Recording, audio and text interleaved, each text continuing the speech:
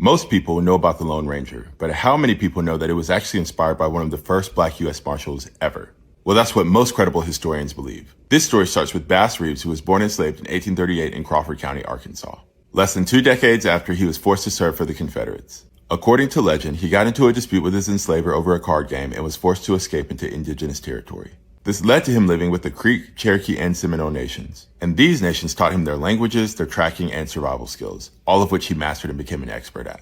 After the Union won, he became one of the first black U.S. Marshals west of the Mississippi River. Over the course of his 32-year career, he arrested over 3,000 people. And despite being in countless shootouts, he was never grazed, wounded, or hit by a bullet. In 1907, when Oklahoma became a state, segregation laws took away his ability to be a federal officer. He then served as a police officer in Muskogee, Oklahoma for nearly the rest of his life. Outlaws hated to see or hear that Bass Reeves was anywhere nearby. His skills and abilities made him one of the greatest gunslingers and lawmen of all time. His marksmanship was nearly supernatural. Historians pull a lot of evidence to believe that he was the inspiration for the Lone Ranger. Bass Reeves was known for his white horse, his disguises, his indigenous partner, and his silver-plated firearms.